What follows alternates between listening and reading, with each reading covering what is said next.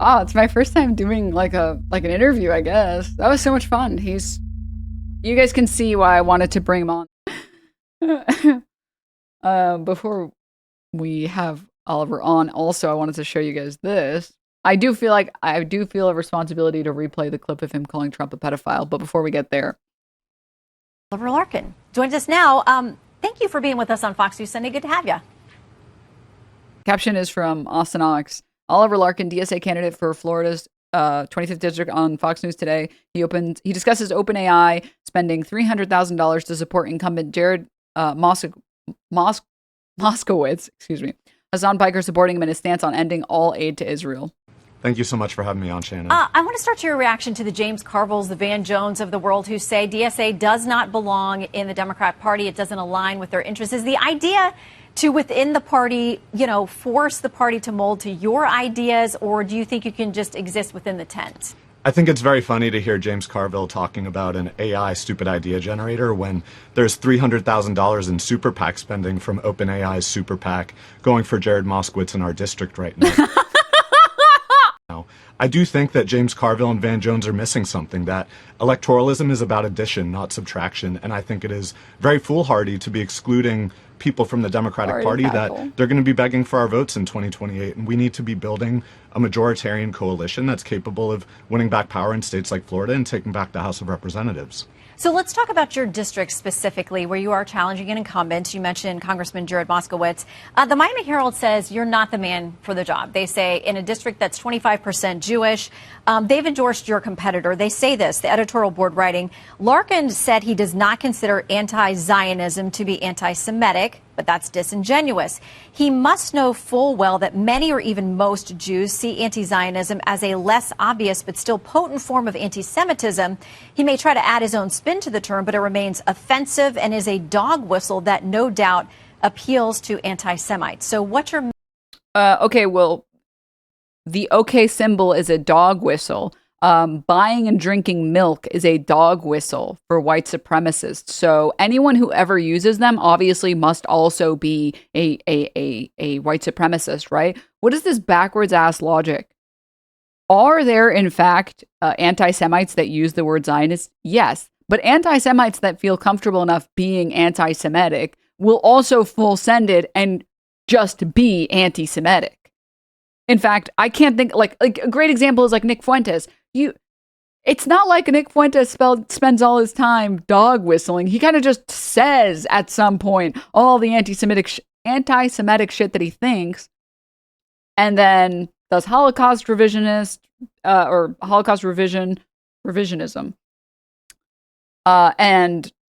outwardly calls himself a Nazi, and then outwardly just talks about Jewish people. So like it's so disingenuous to be like, well, how can we trust someone who's using words that mean what they mean, but other people use them in a different way? It's like, what? Message to Jewish voters there. Yep. Yes. And well, thank you for coming on the broadcast. Sorry that this was, it's been such a whirlwind. There has been so much stuff happening all of the time. But thank you for making the time to come on here. Thank you for being patient with me. Would you like to introduce yourself? Yeah, and thank you, Denims, for having me on. I know we've been on some gaming streams together, so I'm really glad that I can join you on your stream officially. For everyone in chat, my name's Oliver Larkin. I'm a DSA candidate, a Democratic Socialist running in the Democratic primary for Florida's 25th congressional district. Our district is coastal Palm Beach, Broward, and Miami-Dade County. So from Delray Beach down to Miami Beach after the illegal gerrymander that Republicans passed in the legislature.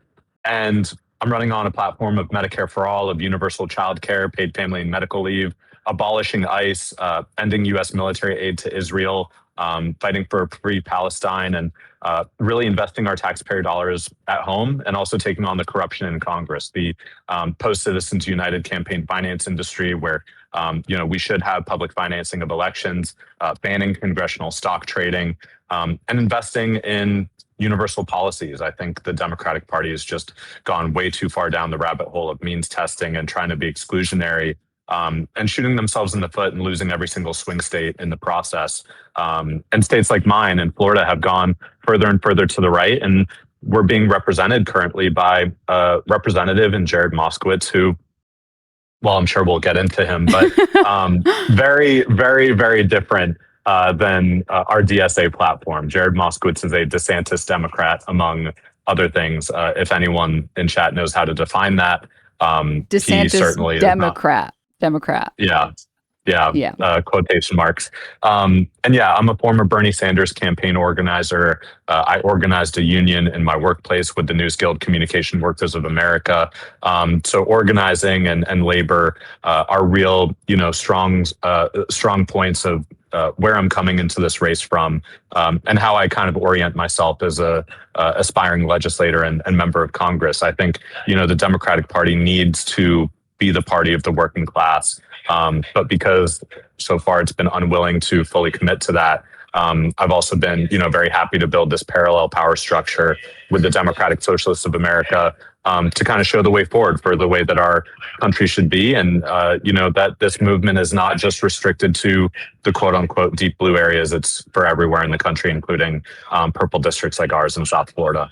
Yeah, I mean, I was going to say that I think we've already tried the milquetoast Democrats time and time and time and time again. And it's very motivating that both candidates are running and that they have candidates like yourself are running and that they have momentum to run. Because I remember the Justice Democrats way back when, and there wasn't enough momentum. There was AOC had huge pull. I mean, I voted for AOC back in the day. And she was one of the few that I think actually got to be talked about, and her policies got to get talked about, but it felt like it tapered out. And I do feel like if there was anything good to come out of the Trump presidency, he has so completely, totally destroyed all of our political systems and all the remaining trust that still exists in our system. That the only solution against someone like Trump is not someone who will just peddle more milquetoast responses. We need big change in response to Trump. Not, okay, well, we can have more of the same. We can have more of the same. Do you think, how much of a factor do you think it plays that we are where we are now, and that's maybe why a democratic socialist can really break through? Yeah, I think this has been the kind of trajectory of the country since Obama's election and the Great Recession, because he ran on, these really big aspirational policies, even though, maybe people scanned onto him more progressive policies than he eventually enacted. I know you worked with his campaign, if I'm not mistaken, right? I volunteered as a teenager on his campaign, but I quickly became disillusioned. I was involved in climate organizing in high school, and when I saw the Senate, fail to pass climate legislation when there were 59, maybe even a filibuster-proof Senate majority and a massive majority in the House of Representatives, and we got no climate change legislation. We got no codified protections for abortion rights. We really did not see a lot of the passage of policy that we thought Obama was running on. And when I was organizing for the Sanders campaign, I heard so many people, especially in semi-open primary states like New Hampshire, where I spent a great deal of time, where people were at the tail end of Obama's second term, and there was all this gridlock in Congress, and we hadn't even experienced Donald Trump yet, and yet people were telling me, I'm going to vote for Bernie or I'm going to vote for Trump. These are political independents who said the system, the status quo is broken. We were still in the hangover of the Great Recession. Wall Street had gotten off, without anyone going to prison for crashing the global economy. And that to me was, really proof positive that the American people, when there's the pundit brain of what does an independent voter want? And, the James Carvilles and David Axelrods and Van Jones will say, they just want you to split hairs and split the difference between the two parties, rather than independent voters overwhelmingly rejecting the two-party corruption, the fact that both parties are bought off by corporate interests. So I think, and Donald Trump was elected twice on that. He was just as vicious in calling out Republicans in the 2016 primary, people as he was in calling out the Democrats. But people voted, and if you talk to Trump voters, which I'm sure you've talked to plenty at this point, they will tell you across the board, oh, I'm voting for him because he's an outsider. He's not a politician. He's a businessman. It's like, okay, the guy who bankrupted a bunch of casinos is the guy that you're going to vote. Okay, whatever. I'm not going to get into that. But they don't want another politician that splits hairs, that lies to them, that tells them, I'm going to do this, I'm going to do that. Like, they want a candidate that actually will push for policies that are actionable, that are clear. And to sort of segue and ask about your opinion on this, I'm sure you and everyone else has been very excited about Abdullah Sayed's win in the primary. And I think like that is the best sort of example that people want good candidates, that policy matters. There was this clip that I saw of Haley Stevens where she's asked about climate change and like any policies that she might have that are for climate change. I'm not sure if you had seen this. I think it was either from a debate or an appearance on like CNN or something like that. And she basically just gives a bunch of non-answers. She just says, we're going to hire the people that are going to do the things that need to get done. And we're going to fight against Trump. This is so important. And it's like, are you going to list just like any policy? Like, dude, just say you're going to build like 100 windmills. Just say anything at this point, please. Like anything. Like, dude, we don't want to hear, I'm going to do the things that you need me to do. It's just, I think it's really just tired. And I'm not sure how much of this you have noticed with voters and how much of this you have felt and how much of an impact it's had on your campaign. But I can't imagine people want more Haley Stevens, considering that she got $70 million in PACs and still lost. I feel like there's some water to be held there. Yeah, I mean, you're also describing kind of Jared Moskowitz's politics, where he, like, when he chooses to campaign among Democrats, which is exceedingly rare, he's made a bare handful of appearances. I just had the first event that he also decided to join last Wednesday. It was a virtual candidate forum with one of our local Indivisible chapters, and of course he gave his remarks first and refused to participate if there was any recording of the event, and then he left before I even had a chance to give my remarks. And you know what his assertion is like, this is how he campaigns to Democrats. He's like, you're not going to agree with me on a lot of stuff, but I'm the only one that can win this seat. And it's like, okay, bro, like if you're really just going to, like, among the party that you like say you're a part of, if your first thing that you're telling people is you're not going to agree with me on everything. I mean, sure, like people are not going to agree with me.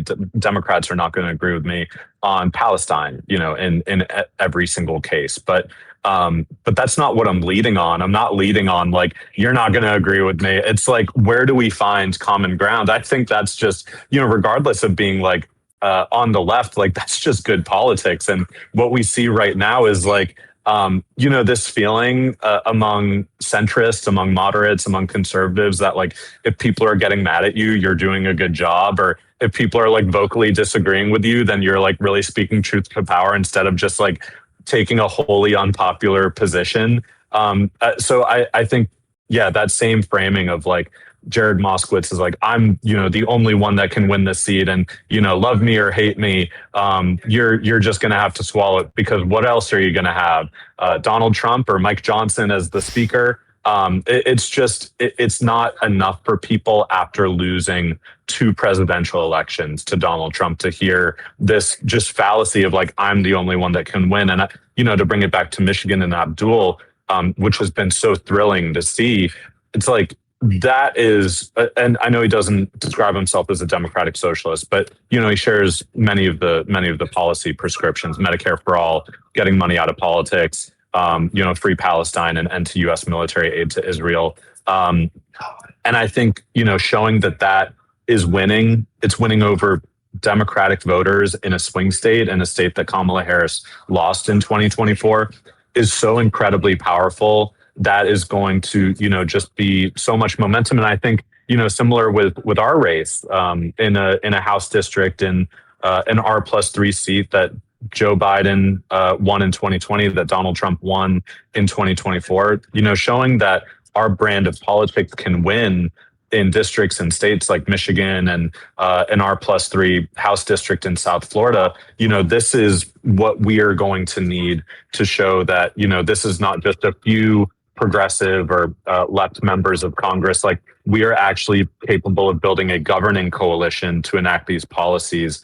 So I think it's really been just so inspiring to see these other wins, not just in the deep blue places, but completely in Michigan. I think also there was this sort of like opinion that Mamdani won New York, but New York always goes blue, so like, and they're a crazy liberal city, but Mamdani winning was actually still pretty impressive. Running as a Democratic Socialist in New York was still like an impressive feat.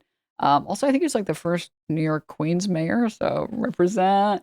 And I have to say, I think, okay, and this is just maybe just my personal opinion, but I feel like there was a period of time where prior to Trump, or like, I would say during the Bernie Sanders, right after Bernie Sanders' campaign, there was like a deep sadness of like, oh, well, maybe people just like aren't ready for these candidates right now. And I think everyone was really dejected for a bit, or that was what like the political vibe felt like. And I feel like on the back of a lot of these Democratic Socialist or DSA candidates, or DSA sort of aligned candidates like Abdullah Sayed, there is this, I think, very excited feeling that candidates can win and that the policies can win and they can beat $70 million of PACs, or $30 million from AIPAC. And I think that that's a very exciting and motivating thing, especially in like this, I would say, this large desire to push everyone towards doomerism and like this doomerist ideology of, oh, well, there's nothing we can do and the climate is completely screwed and we can't save the US. And I feel that on some degree, and I feel that to some level. But I also, especially having lived in Florida for a year, it can be very disheartening at times. But here you are, you're running this campaign, you're running it in Florida, you're saying Democratic Socialists can win. We can win against losers like Jared Moskowitz, if that's not too harsh to say. I mean, the guy, he was the guy behind the, he was the only Democrat that was like pro-DOGE, if I'm not mistaken. He was the first Democrat to join DOGE. Even before Trump was sworn in, he was putting out a press release proudly stating Moskowitz becomes first Democrat on bipartisan DOGE caucus. And then we saw it completely, gut the federal government. And people saw they lost their jobs.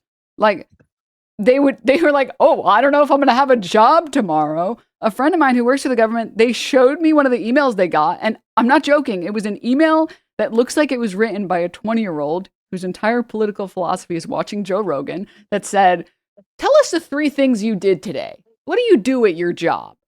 From DOGE. And people lost their jobs to that. Like, it's insane.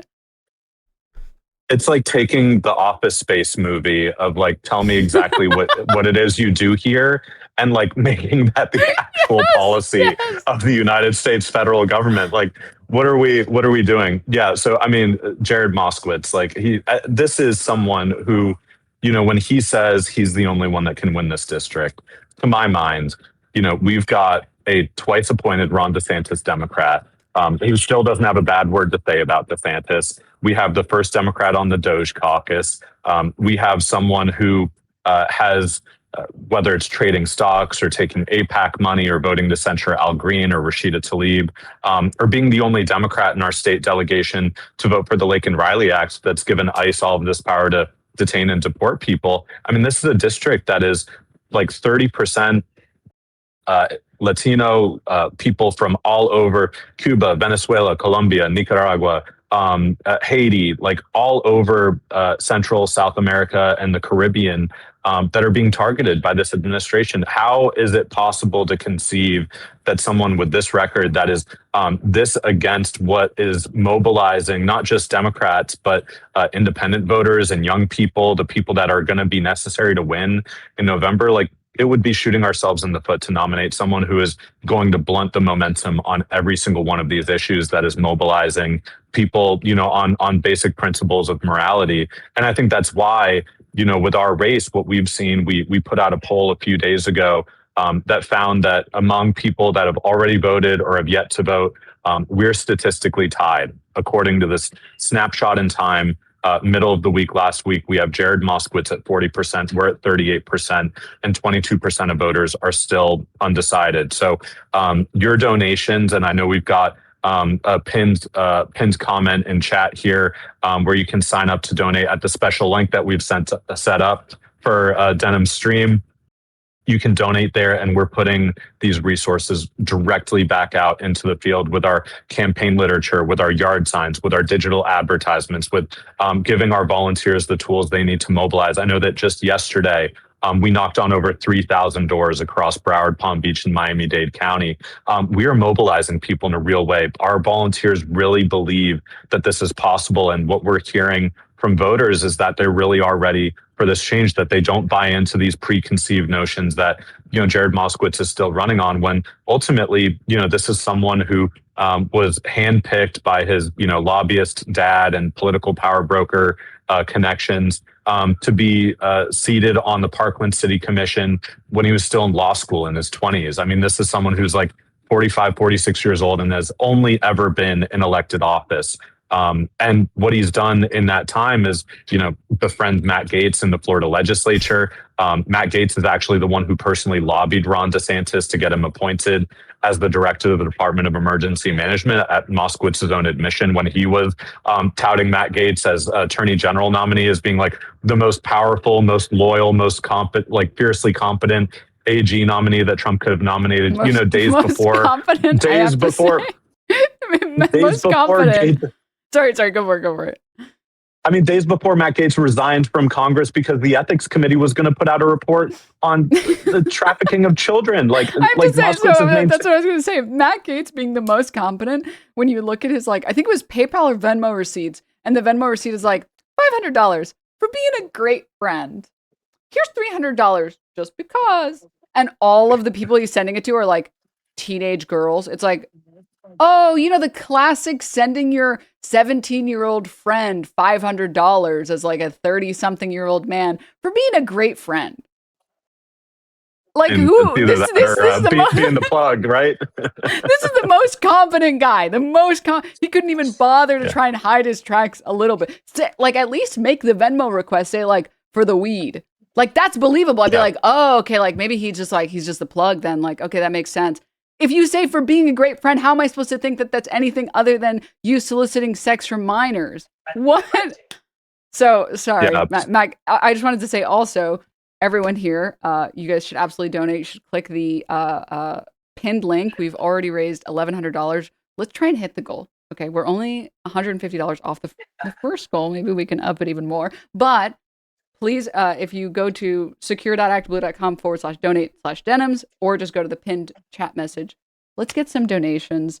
And that the money is all going to a good place, because if someone is door knocking in the Florida heat and the Florida humidity, that they're door knocking for a candidate that is worth it. Okay. So if you have $5, $10, $20, whatever amount that you can, please donate to a great candidate. If you want to see more DSA endorsed candidates, this is the way to get more of those candidates. We need to use the momentum that we've built up over the past few victories that have been amazing, and get even more candidates, because we cannot have the change that we want in the Senate, in the House, at the local level, without helping the candidates that are worth helping. And if there was a candidate worth helping, it would be the first candidate that has come on the stream to talk to me, because obviously my opinion is the most important opinion of all opinions, obviously. No, but seriously, you are the first person that I have brought on specifically to, I guess, endorse, because, your campaign is absolutely the real deal. And I have a lot of respect for people who will fight battles that I think others would feel are unwinnable. And I think for a lot of people, Florida feels like that. Florida feels like a battle that is unwinnable. I think a lot of people have really given up. which is sad. So I really want to push for candidates that are trying to win the unwinnable. And maybe sometimes other candidates will lose. I believe you will win. I believe that we can push as much support your way because I want that change. I mean, you know me. I saw your commentary a little bit on, I forgot to show it on stream. I'll show it after, on the Ethan Klein lawsuit. I am a big proponent of standing up to bullies that think that they can use their money to, bully the people who have less money than them or who can't raise as much money than them. Because the unwinnable battles are not unwinnable. They are very winnable. You just have to believe, you have to support the people that you want to support, that you want to see succeed. So, we just got to, oh my God, wow. we are $33 away from 1,500 actually. So let's get at least $23 more. Let's see that. Let's see that right now. All right. Someone here has $23. Let's make it happen. But yeah, please, it was really continue. great. Yeah, we got a question at our town hall in Dania Beach recently about internet fair use laws and internet privacy. And so immediately the lawsuit with Ethan Klein came to mind for me. And I think, the fair use laws and allowing, for creative expression. And I think it was his own precedent that bit him in the ass, right? So, yep.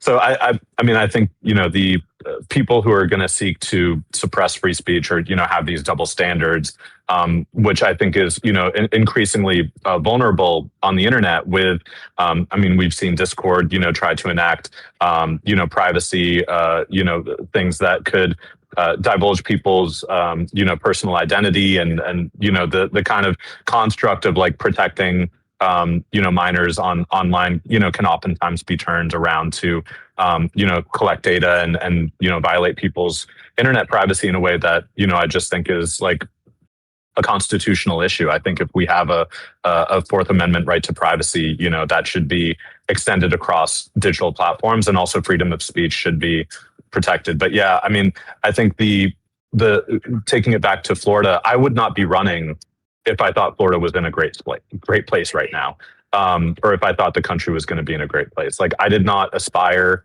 to be a candidate for office. I was perfectly content for well over a decade to just be kind of in the background, like supporting as an organizer, as a campaign worker. But it just reached a point with the state of the Democratic Party, with the state of my state of Florida, with the state of the country, where this was the only remaining avenue for me to meaningfully engage with the work that I've done for over a decade, and really just being unafraid of, saying these are the politics that I think my community deserves. And I don't care, whether you think it is too lofty or too idealistic, or that we're going to have to build something completely from scratch, because we have built something completely from scratch. And look at where we are now. There's a real appetite and desire for these types of politics. And I think that is, such an important proof point for wherever people in this chat are watching from across the country.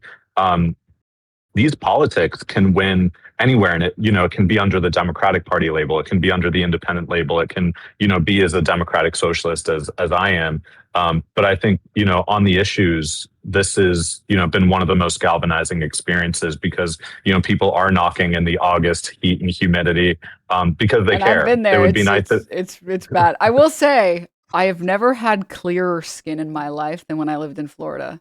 My skin was flawless. It was so perfect. I can see your skin's also pretty flawless. I did not ever get a single pimple when I was in Florida. The heat, but the humidity, it keeps your skin so hydrated. So at least, they might be cooking out there. It might be hot out there for them, but at least their skin's probably doing really well. Yeah, and I've still got some of the Fox News makeup on, probably from my Fox News Sunday appearance this morning. Tell us. I'm sure that okay, helps, so we did watch it already, but tell us about it. Tell us. I feel like you've actually been doing a really good job with media in general. And I would say, I think this is like probably one of the bigger pitfalls of candidates that want to be on the left, but they're like scared.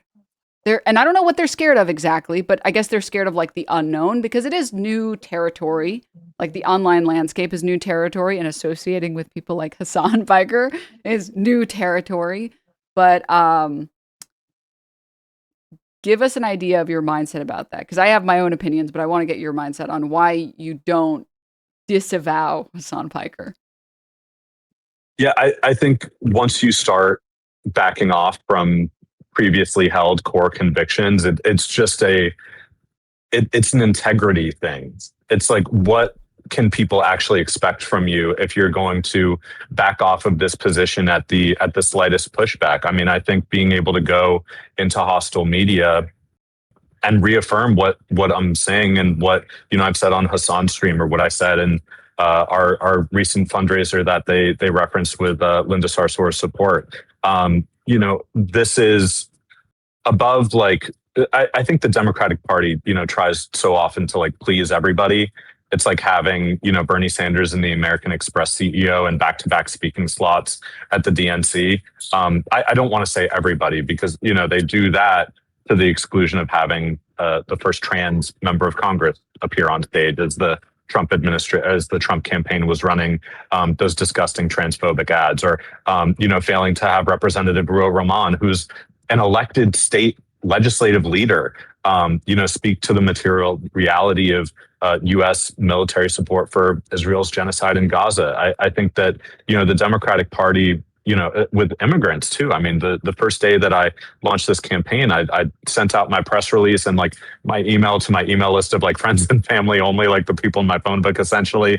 And then I drove to Alligator Alcatraz, 2 hours away, because Trump and DeSantis were touring on the inside, and I wanted to register my disapproval on the outside. And what I said, to Status Quo News in that interview was like, I've never seen the Democratic Party just like completely abandon a community the way that they were like, there was that brief period after Trump won the popular vote in 2024 that a lot of Democrats were like, well, he won the popular vote this time. Maybe he has a point. Maybe we need to like go along to get along. Maybe we need to throw him a bone on immigration or whatever. And we ended up seeing 46 Democrats in the House vote for the Laken Riley Act. And that's just unleashed abject terror on our communities. I've talked about this a little bit, and I'm sure you agree considering your positions, but it feels like the Democrats see the Republicans win and they think, oh, well, it must be that they're saying something right. So if the people want Coke, let's just give them Diet Coke. But it's like, if they want Coke, they're just going to get Coke then. You admitting that the problem is the same and saying your solution will be less effective or less extreme is not the correct messaging. You should reject the premise immediately. No, immigration is not a serious problem that we need to rein in and our borders are out of control or whatever. Like, no, I reject the premise entirely. This is a country of immigrants, by immigrants, for immigrants. And if we treated immigrants in this country with any fucking respect, we would stop villainizing them all of the time when they're the ones who do the most difficult labor in our country. They pay in way more than they pay out. They commit significantly, I think it's like half as much crime as documented immigrants and U.S. citizens. And they get like the short end of the stick consistently. No, we disagree completely. We don't need to crack down on immigration and get rid of all yes, the criminals, we will treat them the same way we've already been treating them. You commit a violent offense, you commit a violent crime. If you're an American or non-American, we will make sure that the justice system punishes you accordingly based on your crime. But if you're here and you're just working, what harm is someone at Home Depot offering to paint my walls doing to this country? They're offering a service. How is that different from like a lemonade stand being run by a kid? My life is not negatively impacted. It is positively impacted by having more laborers willing to work and participate in our economic system. And if anything, economic system dictates that the immigrants, everyone else in our country should live better because, unfortunately, we exploit those laborers and we exploit that work, which we shouldn't. But even in that context, it feels like Republicans or conservatives still disagree because of framing. If we concede on everything all of the time and agree that immigrants are the problem, of course they're going to vote Republican. And it feels like there are finally, again, some candidates like yourself that are disagreeing with the framing and saying, no, absolutely not. Immigrants are not the root of all the issues in our country. The billionaires that are robbing you blind, that are making it so you can't afford health care, making it so you can't take any time off, any paid sick leave, you can't get maternity leave, you can't even have like buses that work. Like, that's not because of the immigrants. So if you want to talk a little bit about that and or any policies that you would be pushing for that you're in favor of, I would love to hear them. And I'm sure a lot of people would love to hear them as well. Yeah. And I mean, this is like so fundamental to like, the whole conceit of that Fox interview where I called Trump a pedophile, like it started with them playing a reel of, immigrants crossing over from Morocco into Spain. And the interview started with the host being like, shouldn't people be scared of that happening here in the United States? Like they're trying to do the migrant caravan thing that Fox News does every freaking election. And I was like, what do we have to be afraid of people coming to the United States to seek a better life? And then it was like the questions about crime. And I said the same thing that you did, Denims, of immigrants commit proportionally fewer crimes than US born citizens. And then they were like, well, what about the children that are being raped? And then we know where, I had to take that. But I think, I feel a responsibility as a candidate on the left running in a purple district to be able to go into hostile media and show that like this is not, my politics are not a liability in a purple district. This is actually like a sharp edge that we can take to the Republican Party, whose platform is just so horrendous. I mean, I was sitting in the Fox News van before my interview today, and I was watching. I was sitting through the entire program, and like they're like trying not to catastrophize because the inflation is outpacing the wage growth in this country. The Iran war is totally unpopular. We're now seeing in Fox News polling that Democrats are more trusted on the economy than Republicans, and that when people assess the Trump administration's economic policies and what Republicans in Congress are working on, the majority of people say that they're designed to benefit those who are already wealthy. So I mean, Fox the deficit has always ever increased more rapidly under Republicans. It's always been the case. Republican presidents always worsen the deficit, which I don't want to get too bogged down in the details of the deficit, but like they claim to care about it and then they worsen it every single time. Or even I saw the jobs report we're still at like I think a net negative. The most recent jobs report for July, I think it was either July or June, was worse than the expected amount, and then they had to correct it, and that was still worse than the corrected amount. Like, yeah. And these are not like vague ideas of things that are impacting us. The way that like I think the Ukraine war doesn't impact an American on a day-to-day life, so you don't really feel that. People are feeling the effects of no jobs. People are feeling the effects of no health care. Like you can't just ignore that. You can't just ignore or not recognize that the groceries are more expensive, housing is more expensive, and your wages are stagnant. Yeah, totally. I mean, in the Fox News panel before I went on, they were talking about the price of groceries, and 2/3 of Americans think that the price of groceries is unaffordable now. So I think our platform to respond and share with folks in chat watching what our platform is really about. Like they try to paint us as radical or extreme, but the policies are like very normal and desirable. Medicare for all. The United States is the wealthiest nation on earth not to guarantee healthcare is a right. We pay twice as much per capita as other peer nations with worse outcomes, lower life expectancies. We see, tremendous discrepancies in life expectancy based on income and the region that you live in. So Medicare for all, universal child care, paid family and medical leave, which the United States, again, is like one of a vanishingly small number of countries not to guarantee any form of paid family or medical leave. We went through a collective healthcare experience with a once-in-a-century pandemic where we were dependent upon one another for our collective health, and yet we had people going to work while they were sick because they couldn't afford to miss a paycheck and they had no protection. So I think these policies, raising the minimum wage to $25 an hour, when we look at Florida and the rightward tilt that the state has taken, this is also a state that passed a $15 an hour minimum wage amendment in 2020 at the same time that they voted majority for Donald Trump. Over 60% of Floridians voted to raise the minimum wage to $15 an hour.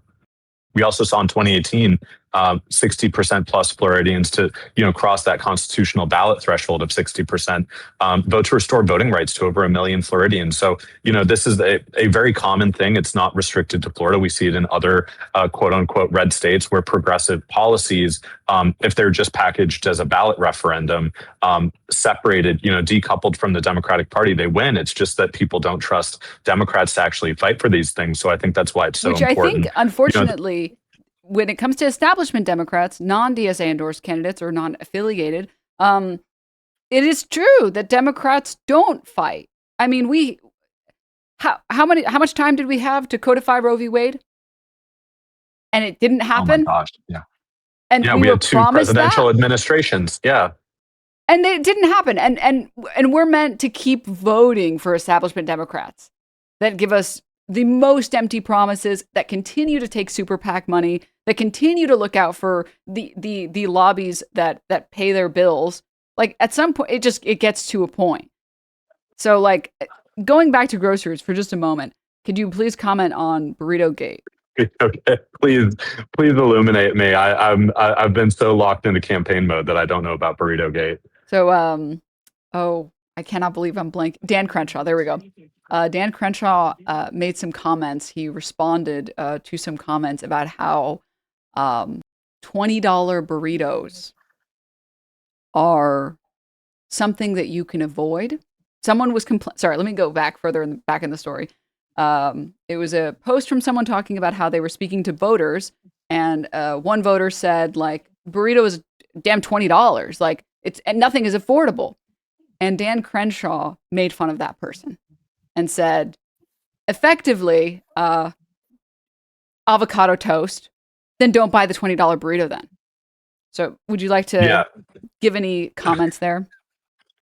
Yes, now that I've been illuminated, I mean, it is really funny. That I mean, the underlying issue is serious. It is just funny to see, like, the extension of the, blaming millennial, like the whole meme of in previous years. I might be dating myself a little bit because now Gen Z is coming into its own. But for many years, like, millennials killed the diamond industry. Millennials killed the housing market. Millennials, like, killed all these things that we can't afford to buy into. And it's odd that the argument from someone like Dan Crenshaw is like, well, if avocado toast is, getting in the way of you buying a home, and a burrito is getting in the way of you buying a home, then, like, stop buying food. Like, I guess just eat ramen noodles. Eat ramen. Yes, he told people to eat ramen. Like, how out of touch are you that, because the other thing is, like, the whole conception of, like, avoiding raising the minimum wage, which we've avoided raising for 17 years, the longest period in U.S. history since it was established under the New Deal framework of FDR's presidency. The whole conceit of not raising the minimum wage is, like, to keep prices down. And if you raise the Chipotle, counter workers wage to $15 an hour, where I would like to see it $25 an hour and $30 by 2030, then you're going to see that, immediate transfer, like 100% into the cost of a burrito. But we're seeing those prices go up anyway.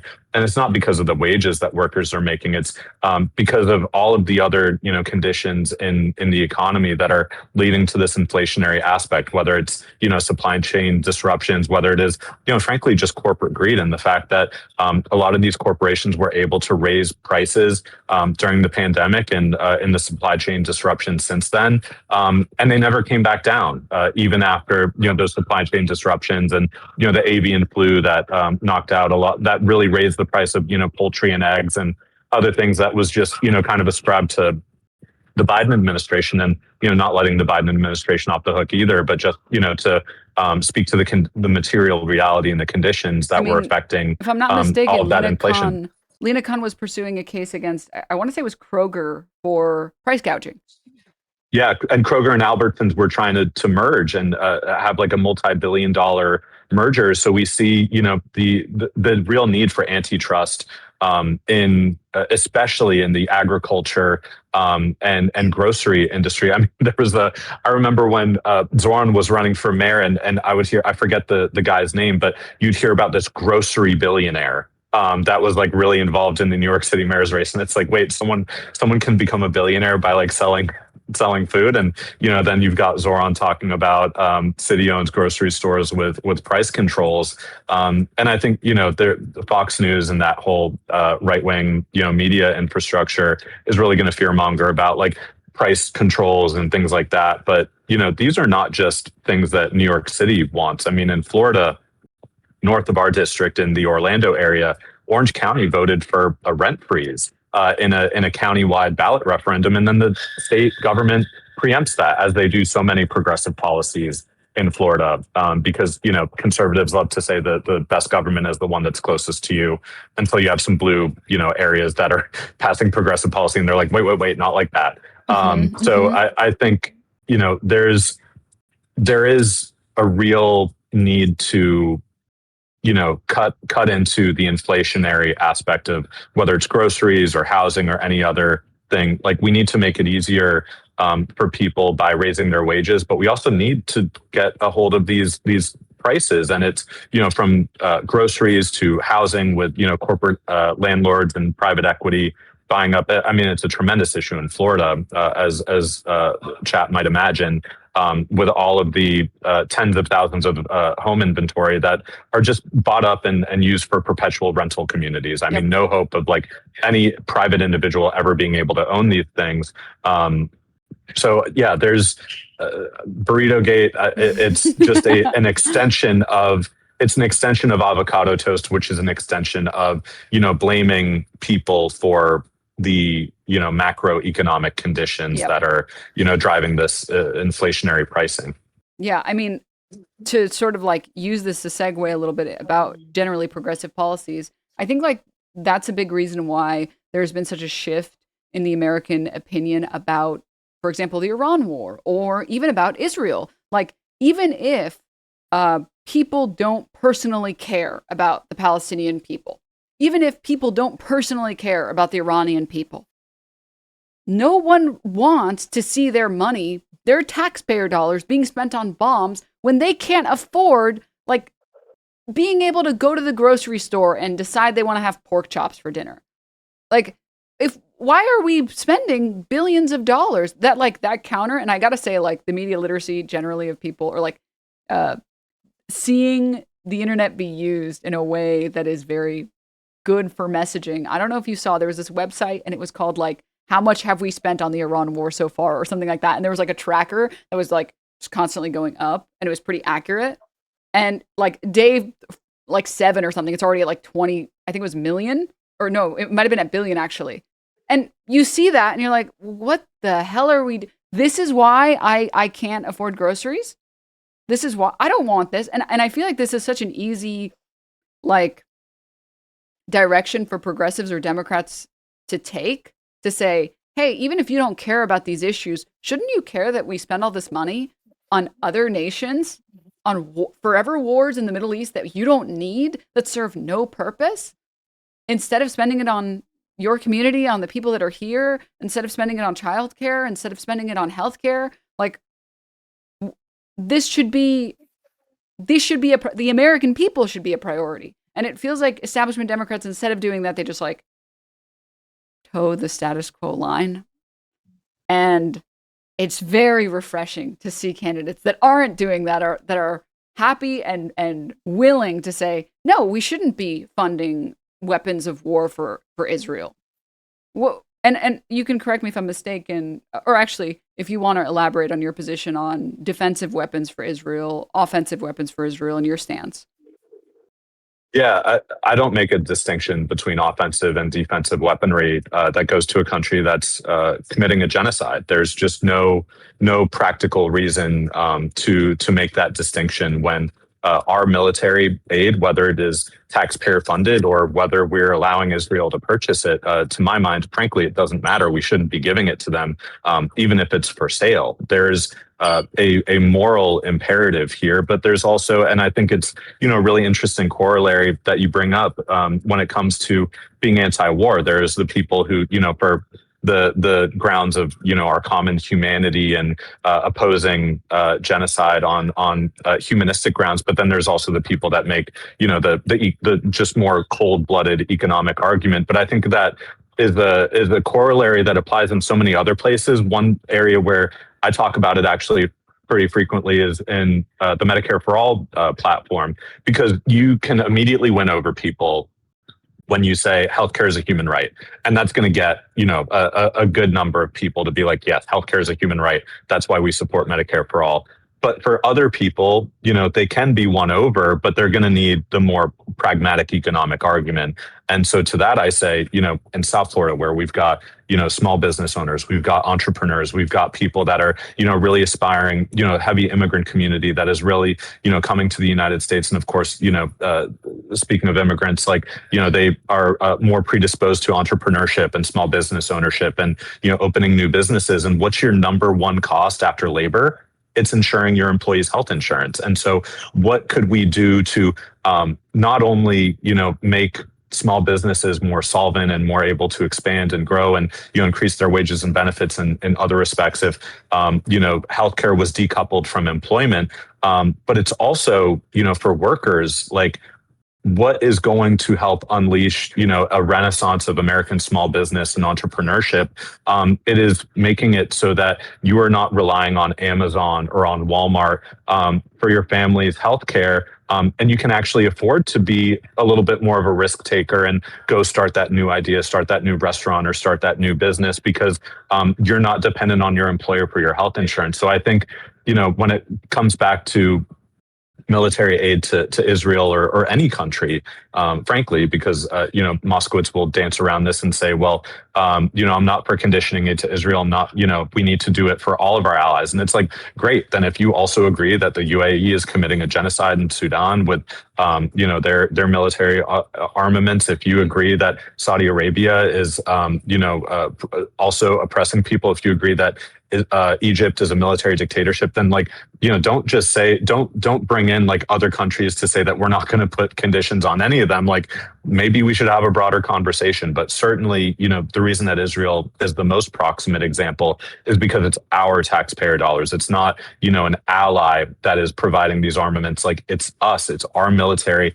And what we see is not only the fact of the matter that we're aiding and abetting a genocide as it's been assessed by virtually every international body, we're also seeing just the rank corruption and waste, fraud, and abuse within our own defense industry, where we've got a record military budget. We have $1 trillion plus Pentagon budget. The Pentagon's never been able to pass an audit. And, this, as catastrophic as this war has been, I think to most Americans, we would not regard it as like a really big conflict. And yet we've almost entirely depleted so many of our ballistic missile defense, our interceptors, like so many of the things that we're supposed to be able to procure from this massive taxpayer investment. We're not even seeing it because there's so much overhead from our private military industrial complex and the defense industry that it's just really we're making ourselves even more vulnerable at the same time that we're breaking both international and U.S. law. I mean, we have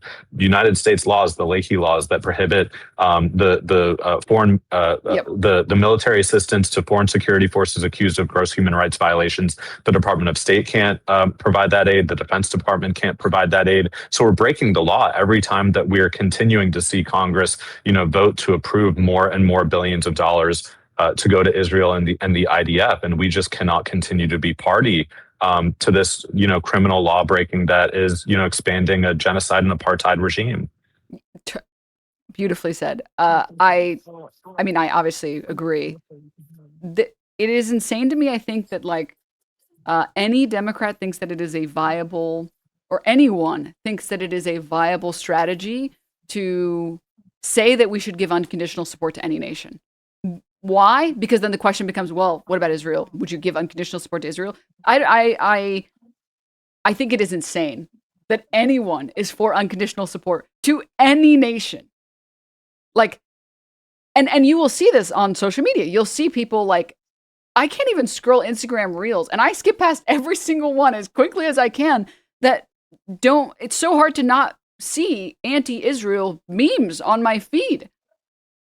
Consistently. That's how bad, the problem is so bad, and people think that we so unequivocally fund Israel's genocide that there's pretty much a agreement among younger voters that it's unconscionable. And it's a joke, and our nation is a joke for it, and any politician that's in favor of it is also a joke. So it's strange to me that candidates will still run that way, despite knowing that it is an unfavorable position, both on an economic front and on a moral front. Why, I suppose, just for a bit more funding instead of running policy. And we've seen policy works. I mean, again, the Michigan primary, that was an instance of policy. Yes, obviously, a candidate's likability plays a large factor. But the policy is like the bread and butter. Without the policy, the candidate is not going to win, I think, in this landscape. And I am curious about your opinions about foreign nations, because I feel like this sort of ties in, where I feel like after almost a decade of Trump's China, anti-China policy over and over again, I think there's a bit of exhaustion and also boredom and also disgust of this anti-China rhetoric. I don't think people want more intervention. I don't think people want a conflict with China. So if you want to share your opinions there as well. Yeah, I completely agree. And this is another one where Congressman Moskowitz sounds very similar to a Republican. I mean, there's something he said when the sale of TikTok and decoupling TikTok US from the overall TikTok.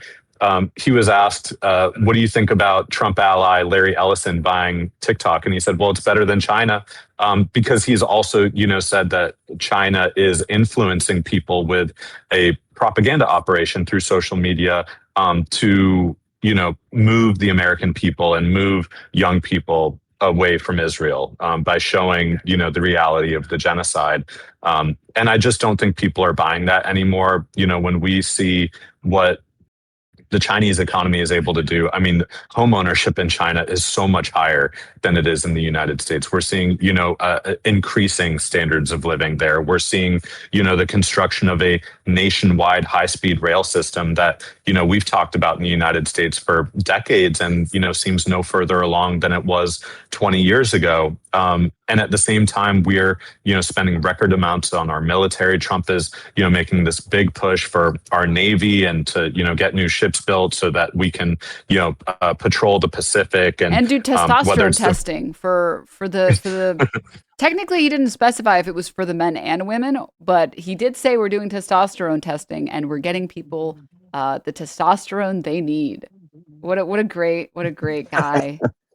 Yeah, that gender affirming care. I don't like the idea of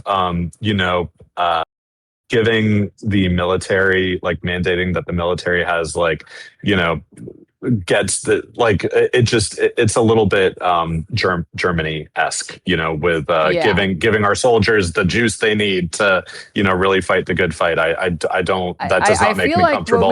I feel like the physical tests we had before did the job. I don't really understand the purpose of pumping people with more testosterone that maybe they don't need. It seems bizarre to me, but you know what, man? I guess if these people want to be fascistic and they want to tattoo on their forehead, I am a fascist, then they are more than welcome to expose themselves as the fascists that they are. Yeah. But I mean, when I consider what the U.S. relationship with China should be, I mean, this belligerence, this saber rattling, the brinksmanship of we're, this conflicts that so many people seem to be aspiring towards would just be catastrophic for the world. I mean, just to name it plainly, we are experiencing a mass extinction event, man-made, the sixth mass extinction event that we know of in Earth's history caused by global climate change. We're seeing it here with increasingly warming ocean temperatures that is bleaching the coral, that is, devastating the marine biodiversity and the Everglades. And, the world over, we're seeing the impacts of global climate change and global conflict increases carbon emissions. The United States military is the largest emitter of greenhouse gas of any entity on Earth. So it is, not in our interest to be going to war and to being, trying to be more belligerent. We should be cooperating and working in a collaborative fashion with other countries, including China. And I don't buy for a second the kind of fear mongering that people, it just plays into a lot of the anti-Asian racism that, Completely has agree. been endemic in the United States for literally hundreds of years, going back to the Chinese Exclusion Act of the 1880s.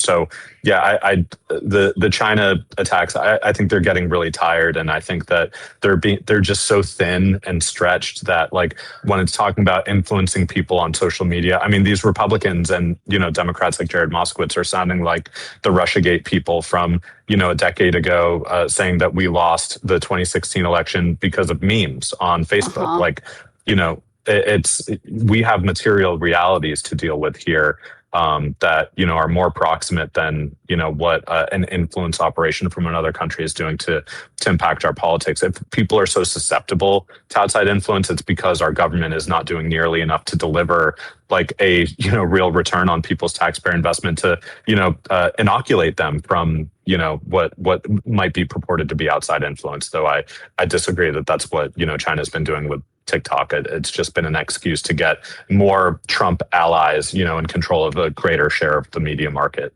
I completely agree. I mean, I would go so far as to say that like a lot of the housing market needs to be decommodified, and housing should not be like an asset to invest in. It should not be an investment. It's and China has really pushed to decommodify housing, and I think it has benefited the people of China.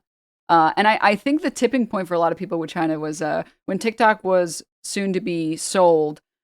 People started looking for alternatives, and I think it was it Red Note or Red Book was the other app that people started going to, but that app it had a lot more Chinese speakers, and there was this sort of like mixing of Americans and Chinese people, and there was a lot of, wait, did they actually make you pay for the ambulance? Oh my God. And there was a lot of Americans being like, well, is this how, are the ghost cities empty? And they're like, what? No, they're not empty. They're just building the city correctly with good infrastructure, and then we can move to those cities. What? Do you guys not do that there? And there was, I think, this shattering for Americans that were like, oh, why was I told to hate China for so long? Like, these people are great. Why am I so like mad about this for no reason? And I think like, okay, this was recently, I think it was like Friday. Hillary Clinton said that the anti-communist rhetoric would be very effective by the GOP. So I kind of wanted to get your opinion on that. And also, I just want to mention, we are very close to $4,000. So if we could get a couple donations, if you have $1, $5, $10, $20, anything that you can contribute to a great candidate who is anti-genocide, anti-weapons to Israel, anti-intervention with China, just a absolutely excellent candidate on all fronts. If you donated once, donate twice, donate 3 times, but don't pass the maximum, which is I think $3,500 if I'm not mistaken. But up until that point, donate again. Let's get to 4,000. We are super, super close. So please go ahead and share your Clinton opinion.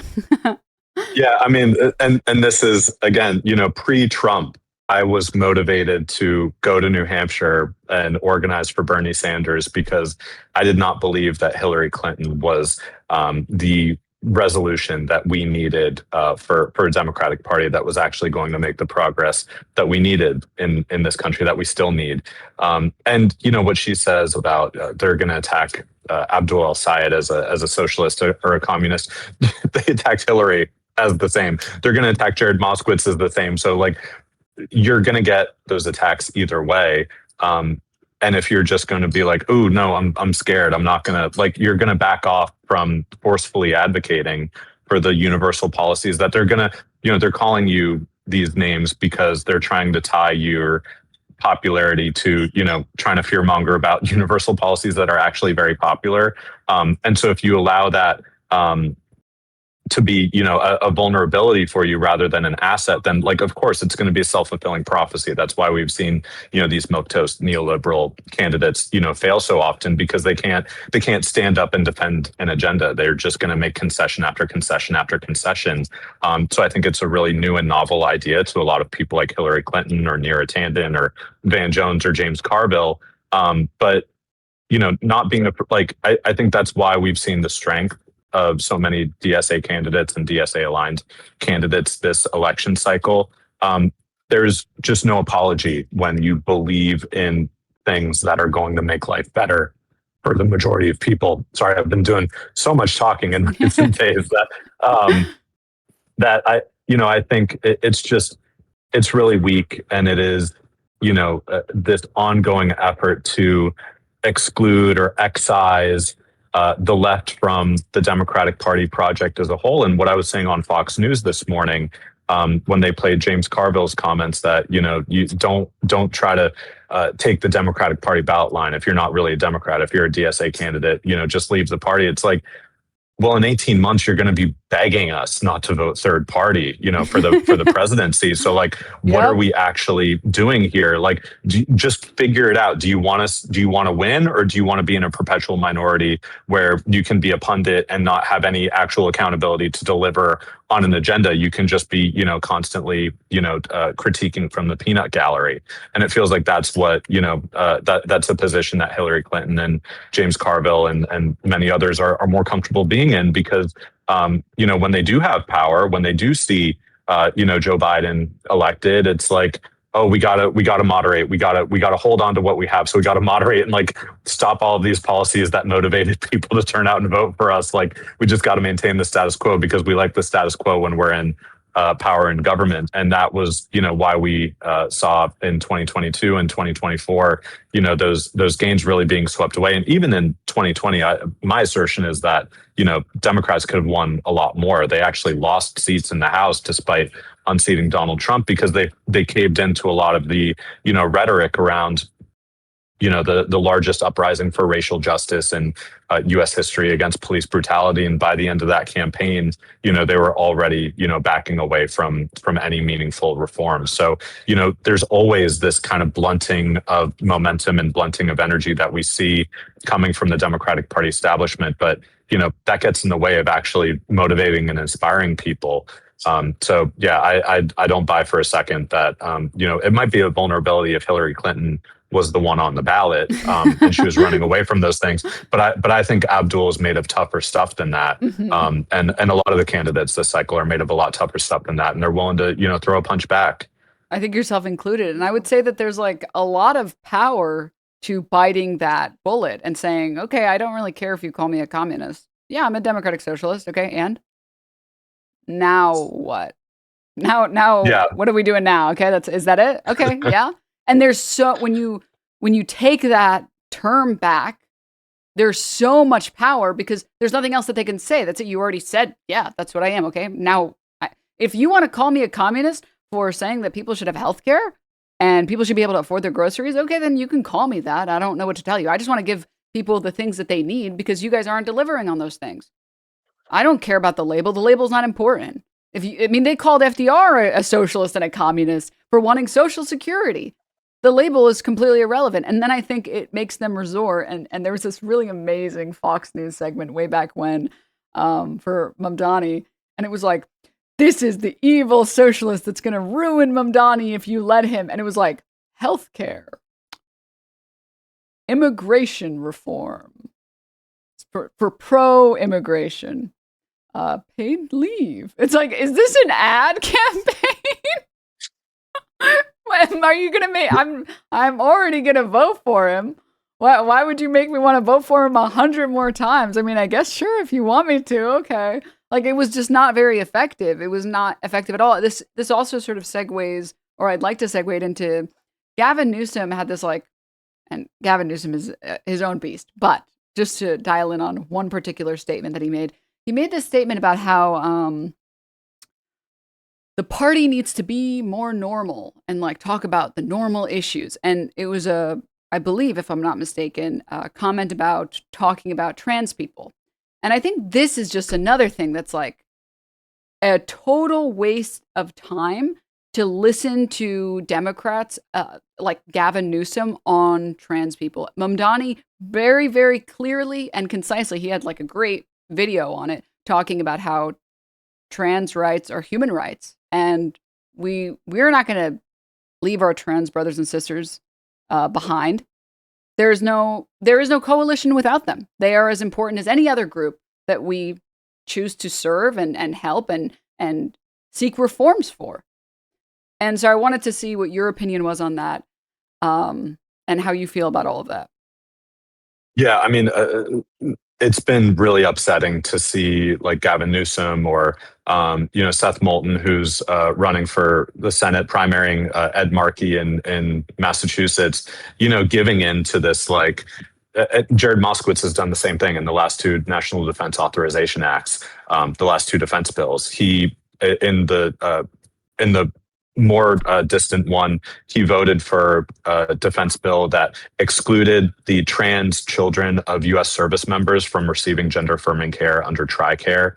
And then in the most recent NDAA, he voted with conservatives to restrict trans athletes from participating in sports at U.S. military academies. And it's like, why are you giving this any more oxygen by like giving credence to these bad faith attacks when what you're talking about is like such a statistically small number of people that it has virtually no impact on anybody's life that's watching this. All it does is allow for, a trans child here or there to be able to like participate in sports with their friends or be able to, like so much of this is like cast as like making people afraid of, people of different identities, where it's like, we just need to get back to like, I am woke. Like, let's be straight up about it. Like I'm woke as hell. And like, I regard this as just like having basic respect and decency for people. Like it's not anything more complicated than that. And it is a disservice to give in to these bad faith attacks when like, what are you doing? You're just creating more oxygen for them to continue to drive that wedge. When if you're willing to show that you will stand up for any individual of any identity or background, because you believe on principle that we all should have that same basic respect and decency afforded to us, and that we should all have our civil rights respected, and that we should all be able to fully participate in society. That is an ethic that stretches across, standing up for the Palestinian community, for the LGBTQ community, for the trans community, for the immigrant community, for Black folks that are being, in our state, having their political representation ripped away after the Calais decision. I think it's just like an ethic that we need to adopt, that we like, it's one of solidarity. And that is the operative word here. It's like solidarity with any community. That is, conservatives are going to try to divide and conquer. It's what they do. And so any attempt to divide should be met with resistance and met with solidarity. Completely and I think it's been disturbing to see Democrats, not practice that. Completely agree. I mean, it's we're stronger together. And I was so frustrated when I saw Gavin Newsom said that, because it is anything but normal to have this hyper obsessive transphobia that lives in your mind. Like Nancy Mace being obsessed about the gender of all of these people, like the idea of having like genital inspections at bathrooms, like that is anything but normal. Like that is not a normal thing to do. There was this video of this guy who just brought his daughters into the women's restroom. So he went in with them and he's just helping them like wash their hands. Like it's this guy with his two little girls. And there's some guy out there being like, you're not supposed to be in there. And he's like, I'm just helping my little girls. Like, I would rather them, what, you want me to take them into the men's restroom? I'm just you are experiencing insanity if you think that is an instance of like bad behavior. There's nothing weird about that. There's absolutely nothing wrong with that. Like, and I think this hyper focus on excluding trans people it does the exact opposite of what we want. It puts more focus, it gives more credibility to Republicans, and it's morally reprehensible. So I don't think it's good strategy, and I think it's disgusting behavior. So I think the opposite. I think the obsessed behavior is not normal. And trans people mind their own business like everybody else. They just have their own lives to lead. They have to worry about their groceries. And that's not even talking about the fact that they are, disproportionately attacked, both literally and also legislatively. In Kansas, I saw that if your gender identity on your ID or like your marker on your ID did not match your birth certificate, the trans people all had their IDs revoked effectively over a letter immediately. They didn't give them 90 days. They didn't give them 60 days, 30 days. It was immediate. Like, how am I supposed to think that that is anything other than an attack on trans people? What is a trans person with an ID with their gender identity that matches how they look, how anyone would perceive them or react to them or treat them? How is that benefiting me? That's just a waste of our money. Like, it's so insane to me. Yeah. And, this is why when we talk about Medicare for all, that has to include the Transgender Healthcare Act as part of it, including in Medicare for all, the hormone therapy, the other procedures that are necessary for people to live their full expression of themselves. People are not, trying to like game the system by getting like healthcare that they don't deserve. I think that's just, this is a manipulation that the private insurance industry and the for-profit, health insurance industry has to like get people to regard that like there's forms of healthcare that like you are or are not entitled to. That is just completely against like any, common sense humanity. And I think also, for the trans community, like, the trans bill of rights, as part of like, passing a larger suite of legislation like the Equality Act to ban discrimination on the basis of sexual orientation or gender identity. And, when you mentioned the, inspections of children, like this is one way that is just like, it is such an inversion of what it's actually supposed to be about, which like they're gonna lie and say it's about protecting children. And how are you going to protect children? By giving adults, a lot of adult men, like, just like inspecting children's genitalia, like at school. And then pushing like against sex ed that teaches consent. Yeah, I mean, it's just it is like a pedophile, like construction piece of legislation that is just going to enable, for the sexual abuse and harassment of children at the hands of adults that are supposed to be protecting them, all in some vain attempt to discriminate against trans people, but it ends up just endangering all of our kids.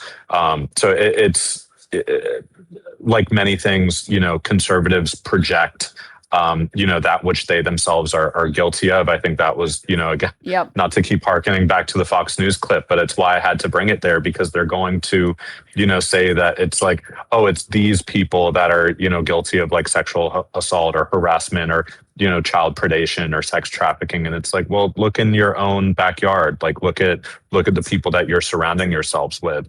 And I think, that's where, we lose credibility by giving into these attacks. And I don't say we, like you and I, Denims, but like the Democratic Party or the left are like, they lose credibility when, when the moderates or centrists or, people who are like, somehow like they're Democrats, but they're like against, the more socially progressive policies, and they're also against more of the fiscally progressive policies. So they're just like moderating on every issue. And it just gives more power to the right to do what they're doing.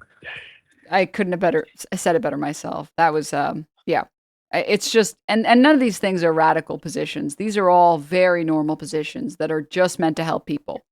So I want to say, was there anything else that you wanted to share before we sign off? I saw that we got to $4,200. Maybe we can get to 45 before you finish your sign off, if you'd like. Yeah, that would be fantastic. Thank you to everyone in chat that's contributed already, for volunteering. I'm sure that many of you have already been participating in some way, whether it's boosting us on social media or maybe you've been dialing. We definitely need you to smile and dial. That's the other link that's in the pinned chat. Is not just your donations. Of course, we're putting this directly back out into our voter communications with our canvassers, with our campaign literature and so forth. But we also need, the phone calls from people all across the country to tap in and talk to voters. I just voted early today myself. So if you're in the 25th district in Palm Beach, Broward, or Miami-Dade County along the coast, get out there and vote early. Like, get your vote in early. Don't let something get in the way on election day. Like, make a plan to vote, go cast your ballot, and that gives you more time to then go get your friends, your family, or if you live outside of the district, get your people who live here to participate, and getting those phone calls in to do the vote by mail ballot chase to get people out, vote early. Like, if they answer, you can say, "Hey, did you vote already?" You can go 2 minutes down your block and go cast a ballot.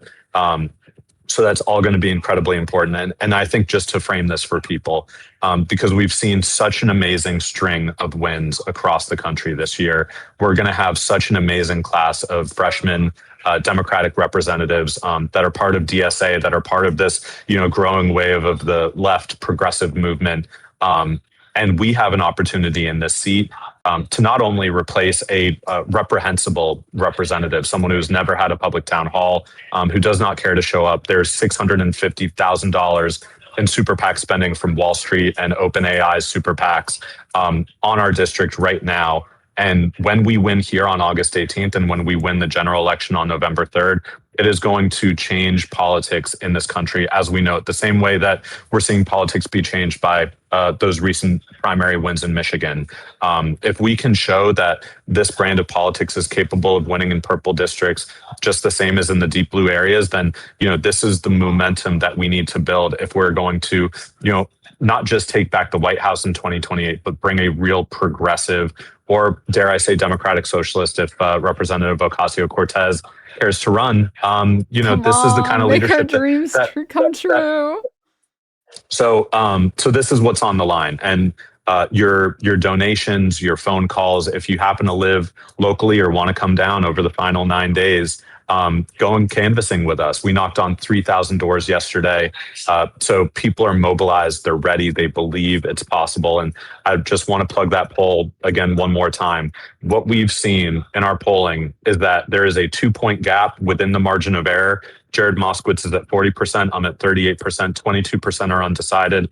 He's got a big advantage among those who have voted early, but that's before we started our advertising. That's before I went on Fox News, and the clip that's been seen a million times. If you look at the word cloud of like, what have you seen or heard about Oliver Larkin recently? One of the biggest words is pedophile. Yeah. Oh God. Which is really funny. But just shows that like people are really ready to, call out the BS on Fox News, like call out the hypocrisy with the Trump administration. And what we've seen, although Moskowitz has a big lead among those who have voted early, we have a strong lead among those who have yet to vote. We just need to turn them out. It's young people, it's disaffected voters, it's people, who don't always participate, but, are really being galvanized by what we're building. So I think I've been yapping long enough to hopefully get us a little bit closer to 4,500, but visit our website, oliverforcongress.com. If you want to read more about the issues that we care about,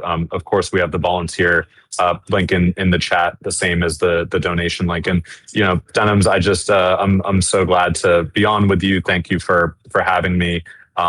Continuing to, really speak truth to power, speak truth to Ethan Klein and, all of the other trolls on the internet. I think this platform on Twitch has been like so transformative for our campaign of just being able to reach, critical mass of people. And it would not be possible without the platform that you've built and, talking, on a daily basis about what's impacting the country and, having it in a more casual way that, cuts through the corporate media and really reaches people where they're at. So I just can't thank you enough. And, so grateful that you've been willing to share your platform and boost our campaign in the final days. And thank you to everyone in chat as well. It's been a real pleasure spending some time with you. Thank you so much for coming on. I wish you nothing but the best. If you guys are registered to vote and are in the district, you should absolutely go ahead, vote for Larkin. If you are not, you can try and phone bank or you can donate.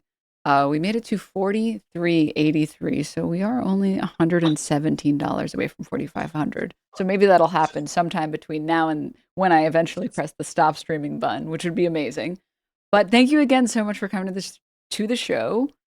I saw a lot of people who said that they didn't know anything about you, so that's really exciting that we got some eyes on you and your campaign, and that you are, I think, one of a few candidates that is really just, I almost want to say like a perfect candidate. Like I don't know of a single position, or I haven't seen a single position of yours that I've disagreed with, and I think every single candidate should have your positions, and it's just not close. So thank you again so much for coming on. Everyone, please say bye to Oliver, and maybe Luna can't be on, but you can see this guy. Oh, yes. Oh my gosh. I promise after, because this has been one of the best streams that we've done. So when I get home, I will take a video of feeding Luna a churu. I'm sure you know what churus are, Yes. the kitty go-gurts. And I'll send it in. So if you feel so inclined to play it on stream as a, I would absolutely thank love you. that. Well, thank you again so much for coming to the show. Please have a great rest of your day. Enjoy the rest of your Turkish coffee. And hopefully the next time I hear about you, it's your win. Yes. Inshallah. Thank you so much for having me on, Denims. Bye. Oh, wow, that was so much fun. Okay. It's my first time doing like an interview, I guess. That was so much fun. You guys can see why I wanted to bring him on the show. I don't know what positions I would change. Even people who have supported it in the past, I've had positions that I've disagreed with, like Abdullah Sayed being like capitalism. It's like, or like even Katib Ghazali in the past about like some China stuff that she said. I was like, ugh. So yeah, he's very good. He's very well spoken. Just like really, his answer on, for example, Israel and whether or not Israel has a right to exist. We made it to 4,500. Thank you guys again so much for the support as well.